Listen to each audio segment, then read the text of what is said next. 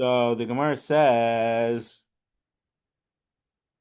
as we go to 24a4, there's a phrase missing in the Mishnah, and this is how the Mishnah should read. Something muchan aser. So if it was trapped before Yantif, it's okay to take it. Or I should say, you're not allowed to you can't use from the traps on Yantif unless you know that it was trapped before Yantif. Savig muchan aser, and if it's a doubtful if it was prepared before Yantif or not, if it was captured before Yantif or not, it's aser to use. But Rabbi Gamliel says if it's safek, you are allowed to use it. And there was also an incident with a certain non-Jew. Shehevi Dagim Rabbi Gamliel va'amar mutar heimandel shein ritzonu yikabel imana. And Rabbi Gamliel says they're permitted, but I don't want to accept it. So there's a machlokus in the Mishnah. Rabbi Gamliel is more makel than the general case, but he didn't want to use it. So Rashi says the reason he wanted to use it is he did not. Uh, he said that the non-Jew did not like him. Yeah, yeah, Chaim.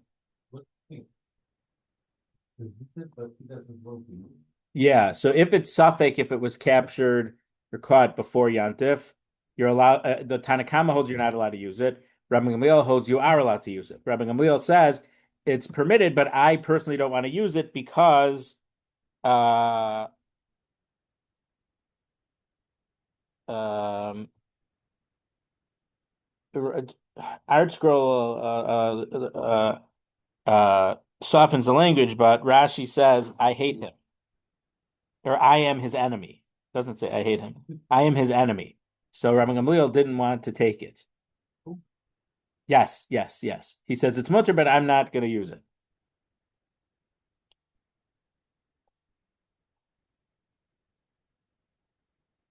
So implicitly, so the question is, why was he machmir? Rashi just says he says he hates me, so I don't want to take it. There's a halacha brought down in the Rambam and the Shulchan Aruch. Here's the way the Rambam says it. Perkid Beis of Hilchos Achia Matana Halacha Yedzayin in the Shulchan Aruch, in the Torah and Shulchan Aruch, it's in Choshen Mishpat. It's either in Siman Reish Mem Tes or Reish Nun at the end of the laws of gifts.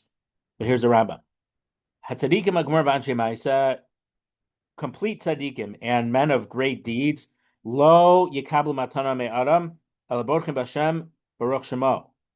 They wouldn't accept gifts from a person. They only trust with Hashem. Blessed is His name. Lo benedivim, and not with benefactors.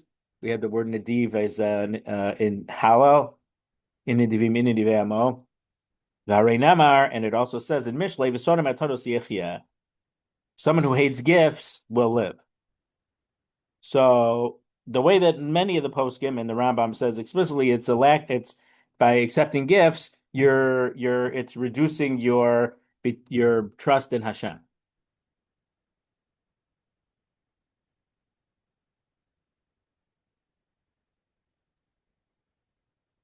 Now it happens to be, I didn't think of this until just now. The Rambam is very much opposed to what we would call the Kolal system. The Rambam says in Hilchos Talmud Torah, Perek Gimel Halacha Yud, I believe it is, that that you shouldn't even if you're going to learn Torah and that's it, you shouldn't take money from others to do it. In the end of Hilchos Shemitah V'Yovel, he says if you want to be like a Levi, someone from Shevet Levi, and completely divorce yourself, bifurcate yourself from all physical things, and just be involved in Torah, you're allowed to do it. He doesn't say you're allowed to take money for it, but the fact that you are, because he also says you need to have a profession to support yourself. So if you decide not to do that and just learn, it's allowed as long as the Rambam says you don't think at all about the Gashmias.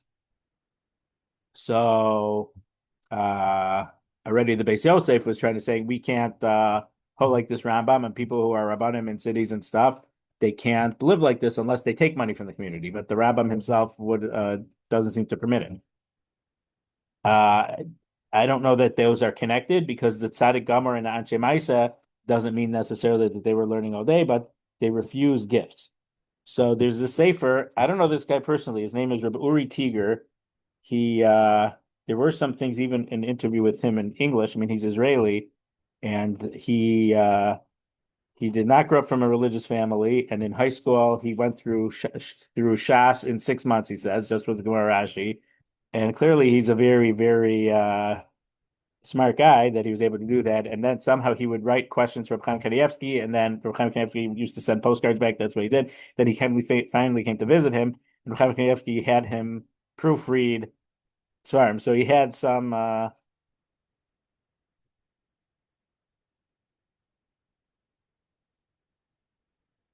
lot of people wrote and he responded, but then when he came and visited and said his name, Rucham Kanievsky said, "Oh, you sent me this question," and he put two and two together, and then he said, "I want you to look over my stuff." So he wrote, so he wrote an interesting book here. He took certain Musar-esque Rambams and wrote a commentary on them. So it's not on any specific section of Rambam. It's one Rambam here, one Rambam there. So on this Rambam, he mentions 6 exceptions to not accepting gifts. And the second one, he says, if you accept a gift from a non-Jew, that's not a problem of Sodom Atonos Yechia.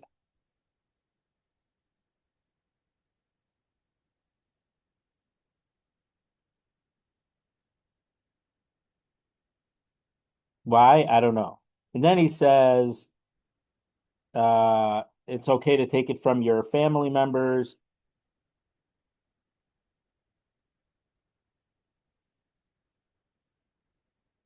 Yeah, so I mean, so in regard to the non-Jews, there actually is a source. I didn't have a chance to look at them inside, but the source is Abraham took from Paro and Avimelech. Now you could, I don't know if that's a great source because first of all, it was before Matan Torah. So some things we learned from before Matan Torah, some things we don't. And also, I think the Prisha and the Drisha, which is a commentary on the Torah, he says that Abraham really needed to take it because otherwise he would have gotten killed. Not from Paro or from Avimelech, but when Paro, meaning not everyone knew what happened with Sarah. They knew that Paro took Sarah. Suddenly, Abraham gave Sarah back to Abraham and gave him lots of money. So, and he says, he told him, oh, your brother, because he had said that Avram said Sarah is my sister. So Paro or Avimelech, one of them said, your brother takes good care of you, and I'm going to give you all this money. So the Drisha, the Prisha, I think I saw it there, said if Avram would have rejected the money because people would realize something was fishy, and then they would try to kill Avraham to get Sarah. So the fact that he took the money was in order to make sure that other people wouldn't kill him either. So I don't know exactly uh I don't remember what the other proofs are. I didn't have a chance to look up the other sources, but so this idea of Sodom Atonosecha, so it's not a halacha. It's even though the Shulchan Aruch brings it down, the Shulchan Aruch they say it's Maisa Chasidim. I mean, it's a pious, it's a thing that pious people do, not to take gifts. And the Rambam mentions also, but he says Tzadikim Gmur Ba'anche Maisa. So it's something to aspire to, but it's and the purpose of it seems to be to not uh to increase our bitachon. Now I thought just because it was just the season that so you're not hope on your tax refund. No, you there's no problem to bank on your tax refund for a few reasons. One is because it's just regular business. It's not a gift. They took off tax. They can, but and some and then it's some people felt that Mayor Shapiro, is his idea to have a daf yomi that everyone learns the same daf every day. Most yeshivas didn't have buildings. Volozhin actually had a building. Many yeshivas were just in a shul or something. Mayor Shapiro decided Torah is very special. I'm going to make a very nice building, and Torah will be learned in this very nice building. So he took out a lot of loans and stuff, and he actually had no way of paying his loans off. But then he died, and he had taken out big life insurance on himself, and so they're able to pay off the loans with the life insurance. So some, even before him, it's not that the Shiloh didn't exist him. It was the idea of insurances exists for a long time. What's it called? Lloyd's of London with the naval, or not just naval, but ship insurance has been going on for hundreds and hundreds of years already. But it's Rabbi Bleich had an article about it years ago, decades ago. Um, are you allowed to have life insurance, or are you not trusting in Hashem? Some Achronim felt that having life insurance is not having bitachon in Hashem, that everything will be okay.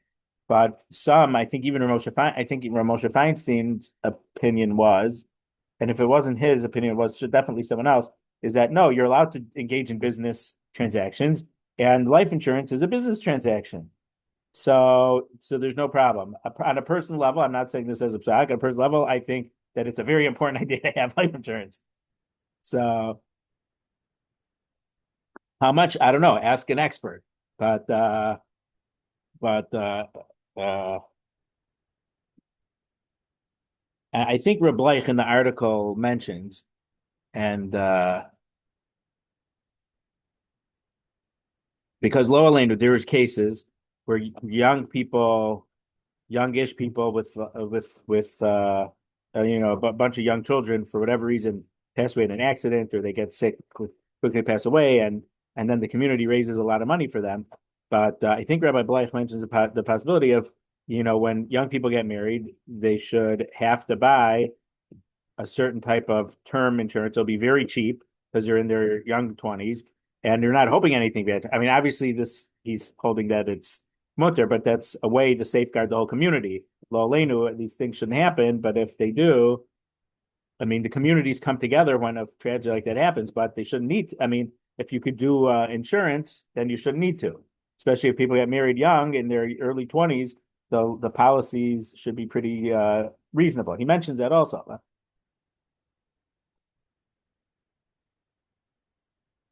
Okay. Amar Rav Yehuda Amar Shmuel, Ein Halacha Rabbi Gamliel. Rav Yehuda said in the name of Shmuel, we do not pass like Rabbi Gamliel. So Safek Muchan is Asr. If you're not certain that it was captured before Yantav, you are not allowed to use it on Yantav. Okay, next. The Damasni La Ahaditnan, and some taught this ruling that Rabbi Yehuda Amar Shmuel didn't pass like Rabbi Gamliel from a slightly different context. Savig Muchan, Rabbi Gamliel Matar Rabbi Yishua Oser. This is a different brisa, but if it's a doubt if it was ready before Yantif or not, Rabbi Gamliel allows you to use it, and Rabbi Yeshua forbids you to use it. Amar Rabbi Yehuda Amar Shmuel Halachik Rabbi Yeshua. Rabbi Yehuda said in the name of Shmuel, we pass with Rabbi Yeshua that you're not allowed to use it on Yantif, which is not like Rabbi Gamliel, right? It's the same things, but worded from a different context. The Ikadam Asila, and there's even a third way that we had him paskening, not like Rabbi Rabbi Gamliel, a Hadatanya on the following brisa as we turn to Chafdal and Beis. Shoftim in an agarm b'yom tov v'lo min hareshto so min ha machmuros. So you can shach. So a nagar. So Rashi says that nagar is another word for a bebar that we had last week. That it's some type of a not too large enclosure. That if once a deer is in there, it's not hard to capture the deer. This nagar, the word itself, nagar, seems to be a very narrow place. So Rashi says it was pretty narrow, and there'd be a narrow furrow in there for water so that the animal could drink from. So comes from the word nagar, which seems to be like a small fissure. So even though it's not necessarily like the size of a jail cell for the deer or whatever, but it's not too big. So if you had an animal in that, you're allowed to take it out of there and shecht it on Yantif, like a deer. You're allowed to take it from there. But you can't take it from a net or from a trap. Rabbi Shimon ben Elazar Omer. Rabbi Shimon Elazar says, if you found that the nets were, meaning when you set the nets, it's nice and neat, and you saw that they're no longer nice and neat. Mekukalim really means like messed up. So Rashi says the nets were very, very long, maybe what we would call a block long, or maybe even longer. Because what are the odds that the deer is going to run exactly where you have the net? So I guess the nets were very long, but once it came in on one end, the other end was moved, because once it was in there and moving around, it moved the net, and you could tell from the other side, even though you couldn't see that there was a deer at the other side because it was far apart. But because the net was no longer neatly set the way you said it, you know that there's an animal in there. So if you saw before Yantif that the net was no longer neat, so you could assume that the animal was trapped in there before Yantif. You saw that it was all messed up from Erev Yantif, Erev Yantif Nitzodu. You can be assured, or you know, that it was trapped from Erev Yantif. From Mutarman, you're allowed to use that animal on Shabbos. Excuse me, not on Shabbos, on Yantif. If you didn't see it on Erev Yantif, but on Yantif itself, you saw that the nets were all messed up. You know that the animal wasn't captured until Yom Tov Asur, and then you're not allowed to use the animal on Yantif. So the Gemara says, Hagufa Kasha. There's an inherent difficulty within this brisa. Amardba, and we had similar logic. Once you hear this, you'll remember that we had a similar logic a while ago. Amart. The first case says if you found the nets messed up on Erev Yantif, you know that the animal is already captured on Erev Yantif. Taima, so what's the reason for that? Because you came where the net was and you saw that it was messed up. It was no longer neatly set. So the implication is hasfeika asurin. You only know for sure that that the fact that you saw the net before Yantif was messed up. You know it was already, the animal was already caught in there before Yantif. Hasfeika asurin. But that implies that if it's only a doubt, if it was captured before Yantif, you're not allowed to use that animal on Yantif. Ema Seifa, but the end of the Mishna, the second of the Brisa, the second part says, if you came on Yantif and not before Yantif. Or you went before Yantif and you didn't see it trapped, and now you on Yantif you saw that the nets were messed up, you know that the animal got captured on Yantif.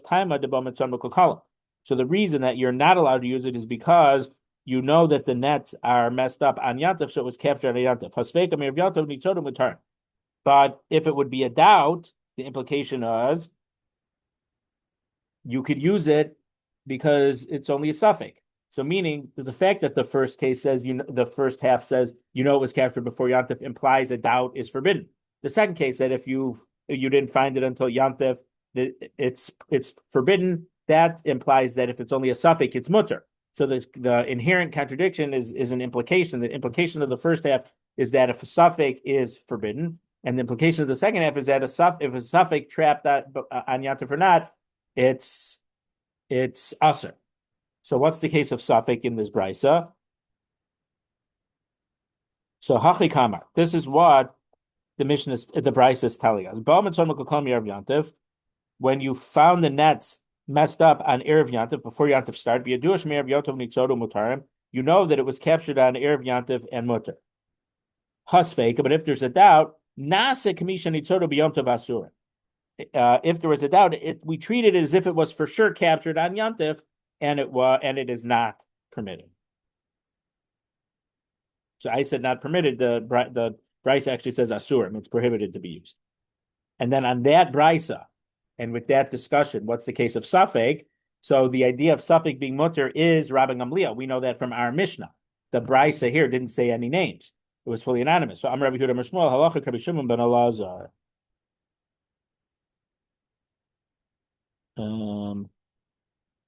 Excuse me.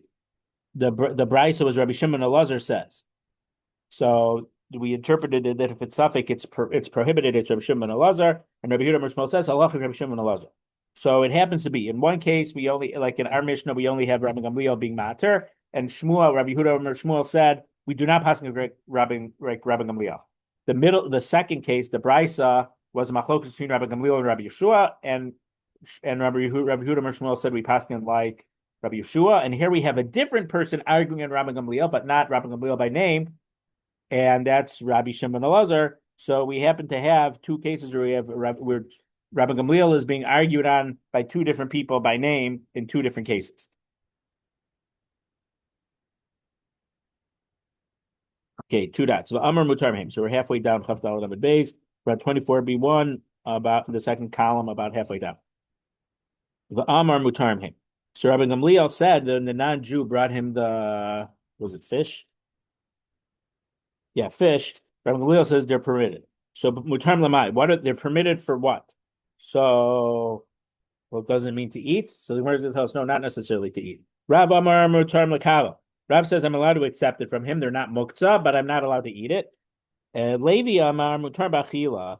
Levi says you're allowed to even eat them. So according to Rabbi Gamliel agrees that you're not allowed to eat them on Yantif. He's only saying they're not muktzah, so you're allowed to touch them and move them. Amar Rav says, a person should never withhold himself for being in the base medrash even for 1 hour, or for, you could even say 1 minute. But the Ana Levi Havinu Kamed Rabbi, Levi and myself were learning by Rabbi Huda Nasi, Ki Amra Shmaitza Lahashmaitza, when he taught us this sugya, Beorta Anu Amar Mutar Bachila. In the evening, he says you're allowed to eat these fish, or the animals that are trapped. It's Safram Mutar Lakabel. And in the morning, he said he changed and he says you're allowed to accept it. He didn't say you're not allowed to eat it anymore. The Ana of the Havai Be Midrasha Hadribi. I, who was in the base medrash in the evening and the morning, so I knew that he changed his psak. Levi de lahava be midrasha, but Levi wasn't in the base medrash the next morning. Lo hadarbe, he didn't change how he paskin because he heard Rabbi Yehuda Nasi paskin this way, but Rabbi Yehuda Nasi himself retracted his psak, but because Levi wasn't in the base medrash, he didn't know about it. So I guess a different question would be, for some reason in this Gemara I see a lot of implicit things, not explicit things. If you were learning with someone and they missed something for some reason, do you have a responsibility to tell them what they missed? According to this, Rav felt no responsibility of telling Levi what he missed while he wasn't there. Normally if someone would miss, you'd go to someone and say, "What did I miss in shir yesterday?" So, Mesave, they ask against Levi, Nachri Shehebi Daran Yisrael, a non-Jew who brought a gift to Yisrael, and Yantif, Afilu Dagim Fulamim Upers B'nei Yoma, even moist fish or fresh fruit that were picked that day, and this is talking about An Yantif, Mutarim, they're permitted. If we say you're allowed to accept that they're not muksa, you could touch them, we understand why things that were definitely picked or captured on Yantif. Because again, to trap something or catching the net, that's a malacha. To harvest or to pick fruits or vegetables or berries, whatever, to separate it from it is growing, that's definitely a malacha. Forbidden on Yantif.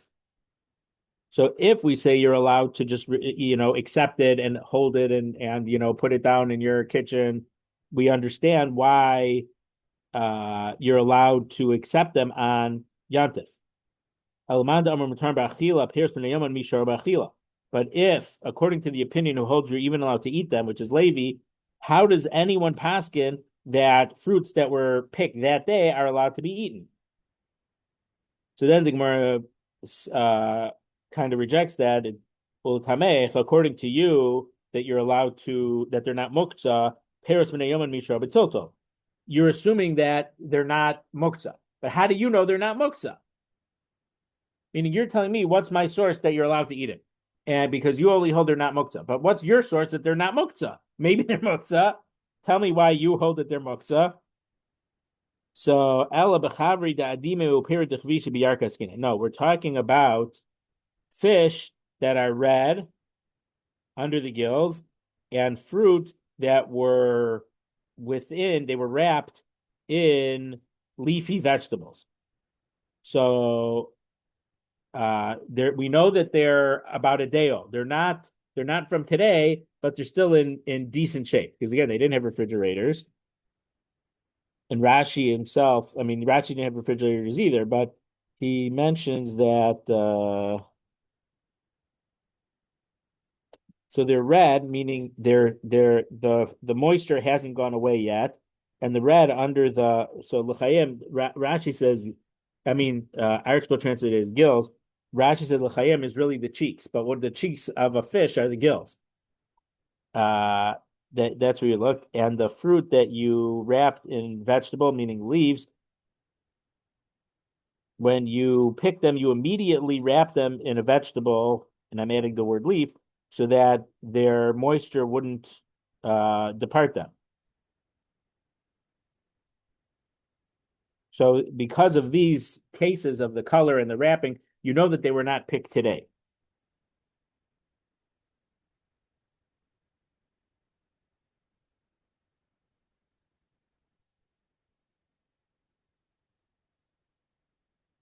And then Rashi says his Rebbeim taught that the word kavra isn't the cheek or the gills. The way he explains it, it meant something about red, and then he's saying, why does it say they were in red? According to that explanation, but kavri dabidimi, they were in the red.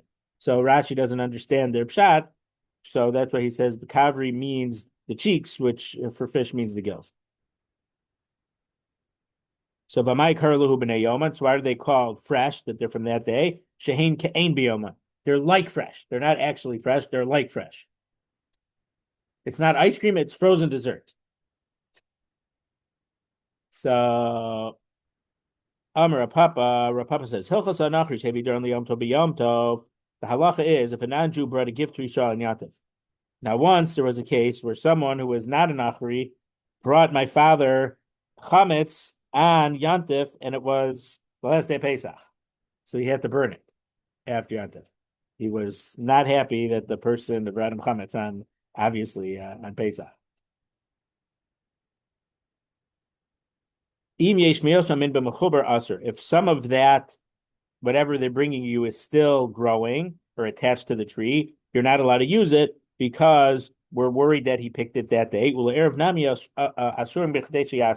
And even in the evening, you're not allowed to use it as soon as you make Havdalah. You have to wait the amount of time that it would take to pick that vegetable or fruit, which is probably not that much time. It's not like, let's say, if someone cooks something on Shabbos. So if a Jew did it, it's never you have to throw out the food. There's nothing you do with it.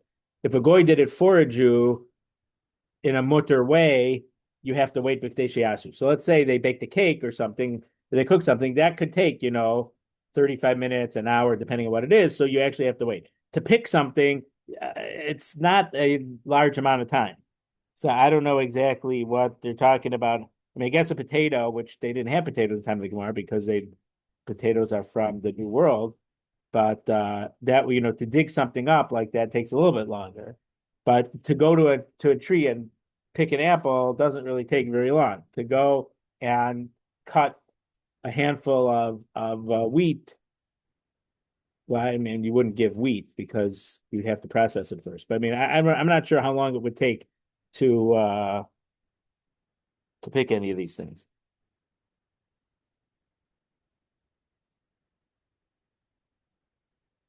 And Rashi actually says, and there's a long Rashi about it, and there's even longer Tosfos on it, is that Rashi says if they brought it on the first day of Yantif, you're allowed to use it that night, even though it's still the second night of Yantif. But let's keep going. But seems to be a machlok Rashi Tosfos about that. The imain may also mean b'mechuber, and if none of that thing that they give you are growing anymore, they've all been picked. Tochatchum, and if it was brought within the tchum of 2,000 amos from outside the city, mutter, you're allowed to it's mutter, meaning mutter. It's the way we've been talking. You're allowed to accept it from the non-Jew. So we're saying is that even if something was definitely picked, let's say this guy lives literally in the middle of nowhere, let's say with on a horse, 30 minutes away. He's definitely in the middle of farmland and it's outside the tchum. So even if he picked it yesterday, but he traveled from his place outside the tchum to you on Yantif, you're not allowed to use it.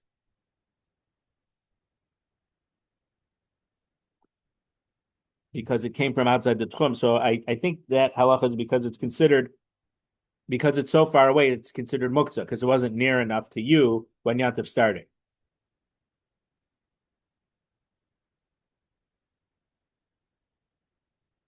But I'm not sure if that's the reason. There's no Rashi on that. Okay. Chaf Hamid Aleph, Chutz L'Tchum, excuse me. Right, Tochat Tchum Mutter and Chutz L'Tchum, but if it was outside the Tchum, also you're not allowed to use it. You're not allowed to The haba b'shvil Yisrael zeh, and if it was brought for this particular Jew, mutter Yisrael after, it's also mutter for another Jew. So Rashi actually says, I don't know why I forgot this Rashi. Rashi says, I never heard a good reason for why it's forbidden if it came from outside the Tchum. If it's because of muktzah, why would it be mutter for a different Jew? If it was brought for this Jew, you're not allowed to use it, but a different Jew is allowed to use it.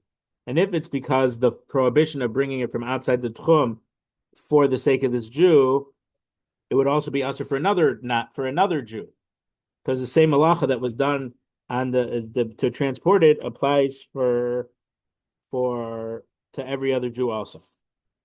So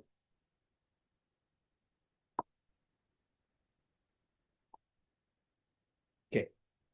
Amar Rabba bar Rav Huna Amar Rabba bar Rav Huna said the name of Ra. So amas mayim erev yantiv, if you plug up a stream of water from before yantiv, so basically you have you have some type of stream and you block it off. Imagine a beaver would close it off. So instead of a beaver doing it, you closed it before yantiv. But it seems to be when I say stream, it's not that big, and you'll see why. And in the next day, when you went early, you found fish in that stream. Mutarm, you're allowed to use those fish. So because you closed it off, we assume that the fish were there before you closed it off, and they've just been here. So because they're in this relatively small place, it's not a difficult thing to trap them. So you're allowed to capture them on yantiv.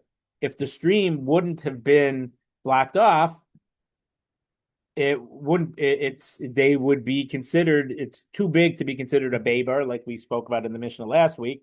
So you wouldn't have been allowed to use it on yantiv. Basically, we're saying by making this temporary dam to close it off, it's as if these fish are now prepared here for yantiv. Now, the one thing I don't understand is that.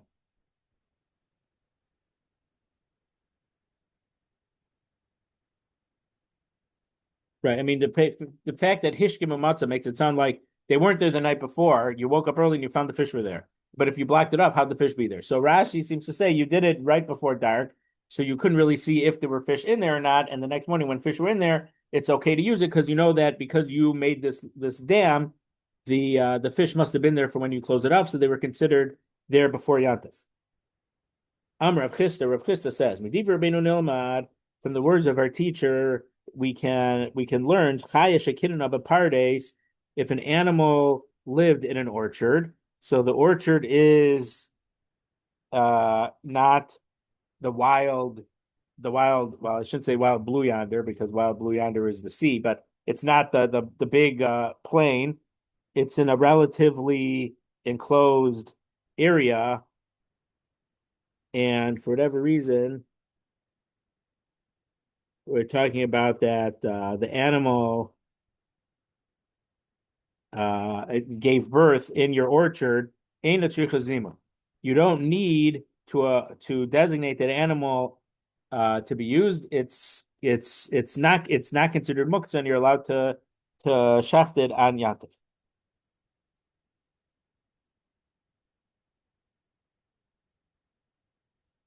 So I guess the parent, the mother, is able to. The orchard is considered unenclosed in regard to the mother because the mother could run away. But I guess because it's the baby can't travel that far. So being in the orchard, even though it's bigger than a baber, is considered that the animal is in an enclosed area. But it's a different question though, is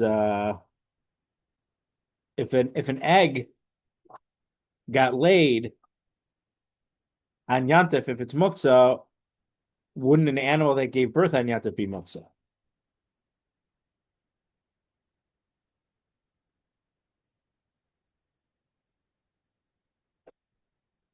So I'm Rav Nachman, Nafal Chavrin Rav Ravasa. Rav Nachman said our colleague has fallen into a big machlokas. Rav Ravasa meaning machlokas. So Rav Chisda felt that this case of the animal giving birth in the orchard is the same as making a small dam on the stream and finding fish in there. Ikeda Amri. Some said it was slightly different. We were saying who was the one who made the implication. We said it was Rav Chisda, but Amar Rabba bar Rav Huna was Rabba bar Rav Huna. So Rabba bar Rav Huna was the one who quoted the case of making a dam to close off the stream, and then Rav Chisda made the implication. According to this, Rabba bar Rav Huna himself said,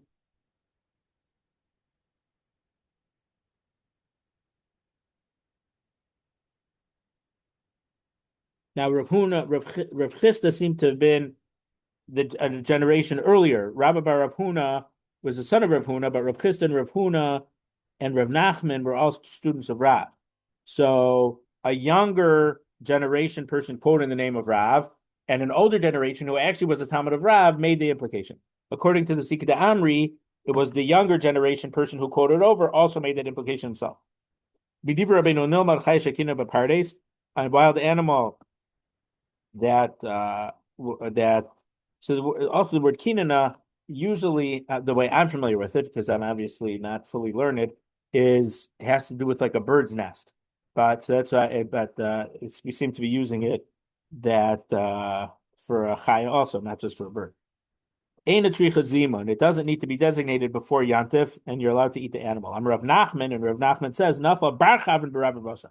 Rav Nachman said the son of our colleague has gotten stuck in this big machlokas.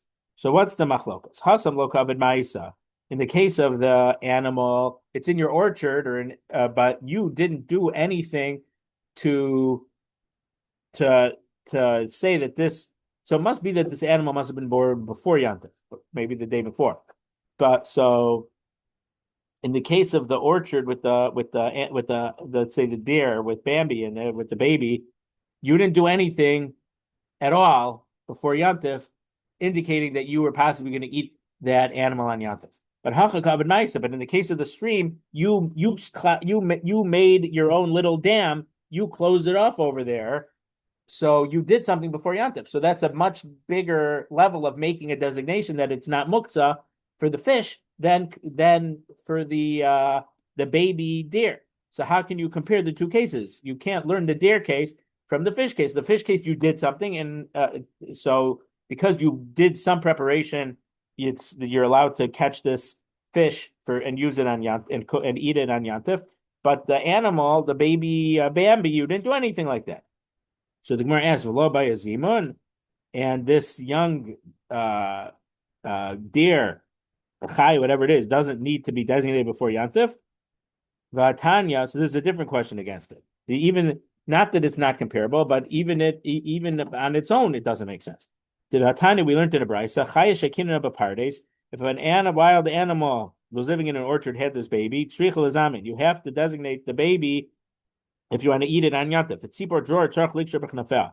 And a wild bird, we mentioned last week, these birds that even if you kind of tame them, they don't accept to be tamed. They'll still do whatever they want and move it around. If you want to use it for Yantif, you have to tie its wings. And by tying its wings, you're allowed to use it for Yantif.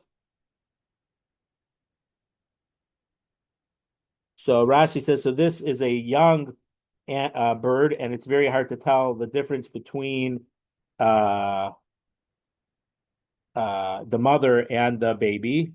They're very similar in size, and you can't tell them apart. So you're tying, and I assume that the younger one tastes better, so you want to use that. So you tie its wings. It doesn't seem that you're tying it so it doesn't fly away, but you're tying it so that you know that this is the one you designated for Yantif. So you have to tie its wings so you're not going to mix it up with its mother. And this is testimony that was testified that people heard this psak from the name of Shmai and Avtalion. Shmai and Avtalion were the rabbis of Hillel and Shammai. So Hillel and Shammai, they were the Gedolei Ador, Shmai and Avtalion. So if that's what they said, that's the halacha.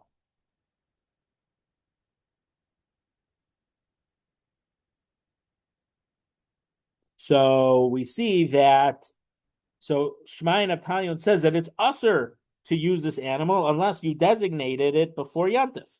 So how could Rav Chisda or Rabbi Bar Rav Huna have said that you're allowed to use it? And they learned it out from the case of when you seal off a stream so you could find fish in there. So the Gemara says, Tiyufta, we have disproved the opinion of either Rav Chisda or Rabbi Bar Rav Huna.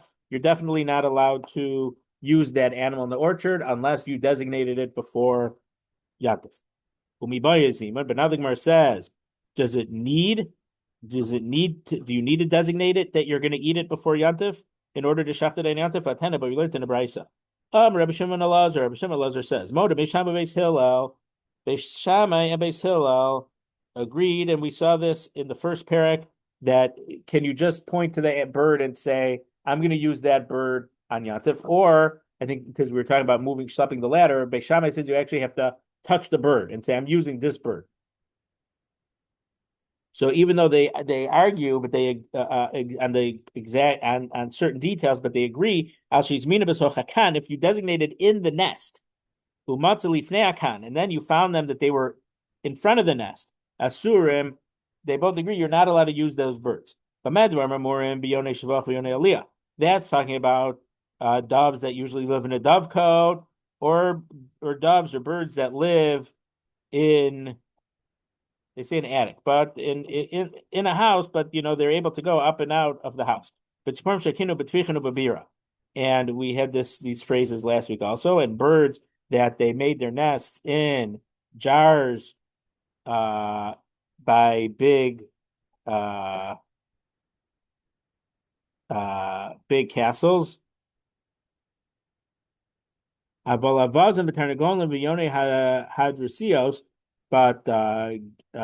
geese and chickens and these other type of doves. Or here's the new part, the parts relevant. A wild animal that lived in the orchard and gave birth in the orchard. This price, Rabbi Shimon ben Elazar, Rabbi Shimon Elazar says that you do not need to designate chickens or geese or the Yonei Hadrusos or this baby Bambi in the orchard. And this wild type bird, tzipor dror, you need to tie its wings. So you're not going to mix it up with its mother. Because if you designate it and then you take the mother, well, the one you took wasn't designated, so that's not okay.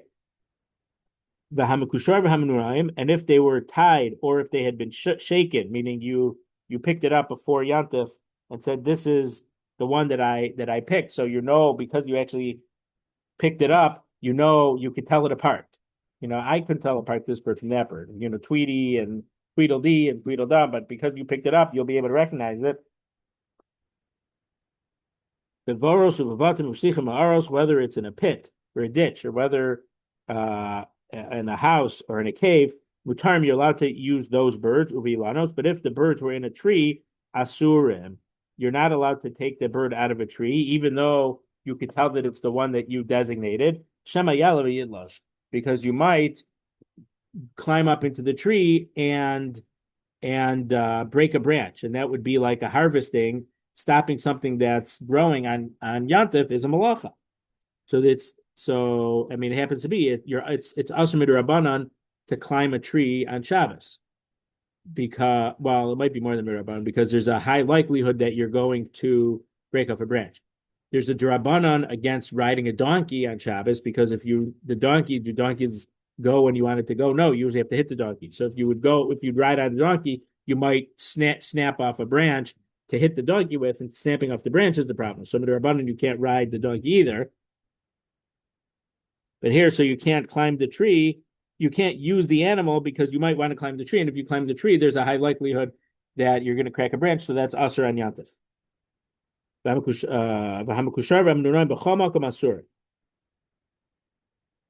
And if you came across an animal that was tied, the wings were tied, or was shaken. Now, I think if it says that you shook the bird, it's not to say, Rashi seems to say you saw it so you recognize it. I think the feathers got ruffled, so it looks different. I mean, maybe I'm wrong, but I think I could be wrong. It's a high likelihood that I'm wrong, but I would think that if you touch the bird, you'll be able to tell, because its feathers would be disheveled, so you could tell that's a bird. Because otherwise, how do you know if someone touched, how do you know if Yenim touched the bird? You're not Yenim. So if it's fact that he touched it and he can tell it apart, you didn't touch it. So how do you know that it's designated? So maybe by touching it, you can tell that it's so it's usher for anyone else to use it mishum gazel because you're stealing because it's not yours. So when you're saying it's not yours, I believe that the pshat is that these type of birds, for the most part, are hefker. But once you touched it, it's your bird now.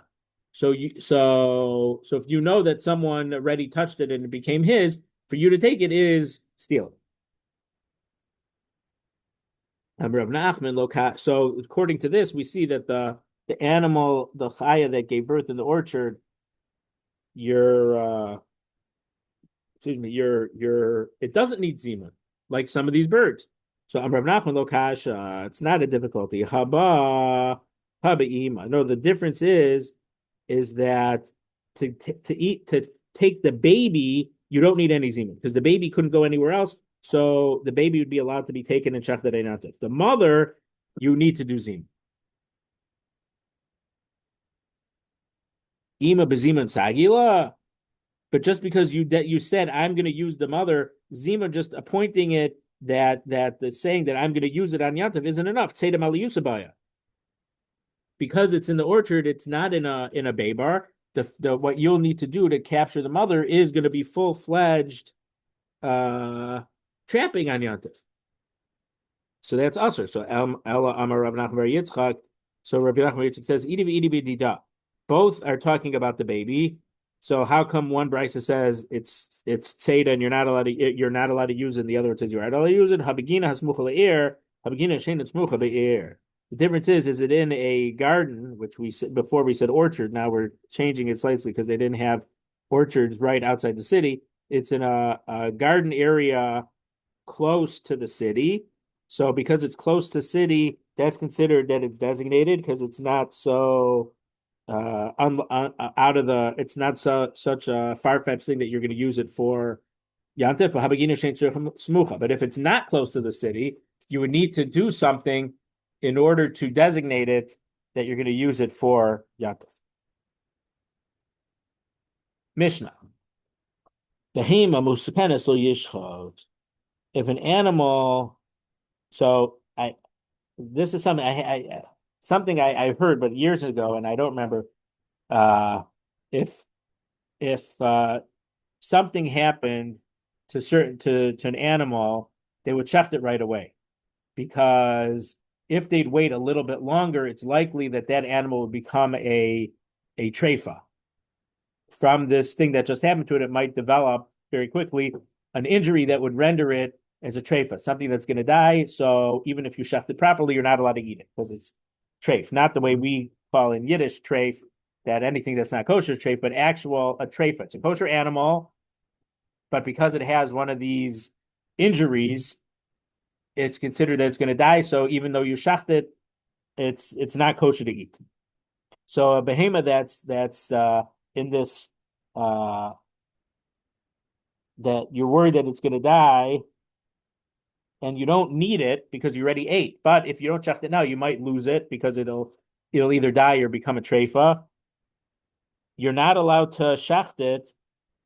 I mean, so if you were going to eat it now for the meal, it's not a problem. But here, Rashi says, in the cases you already ate your suda, so you don't need it. The only reason you want to shecht it is you don't want to lose it out. If you don't shecht it now, it's going to die, and then there's nothing you can do with it. So elim kin yeshos b'yom lechem mimenu k'zayis tzli. You don't have enough. It's only allowed to eat it if there's enough time left in the day that you're able to take one kazayas of meat off of it and roast it. So when you roast meat, you don't need to salt it. The salt roasting takes the blood out. That's why liver, which has so much blood, salting wouldn't work. We have to roast liver in order to get the meat out. So you don't have to wait to salt it. As long as there's enough time left in the day to roast, which doesn't take that much time, you're allowed to eat it. So meat sushi is not a heter, we see from this mission. Rabbi Kiva says, "Afil kazayis chai mi beis tvichasa." Even if there's only time to eat one kazayis of raw meat, so Rabbi Kiva says raw meat from where you shechted it, that's enough. So the halacha is you're allowed to eat raw meat without salting it, because if you would cook the meat, then the blood moves from place to place. But if you eat it raw, it's not. There's no problem of the blood. There's no issue against eating the blood that's in that piece of meat. So according to Rabbi Akiva, you could shaft it even much later in the day, because you don't even have to roast a kazayas. You could eat it, just you shafted it, and then you just turn your knife down a little more to get a piece of meat, and you eat it right away.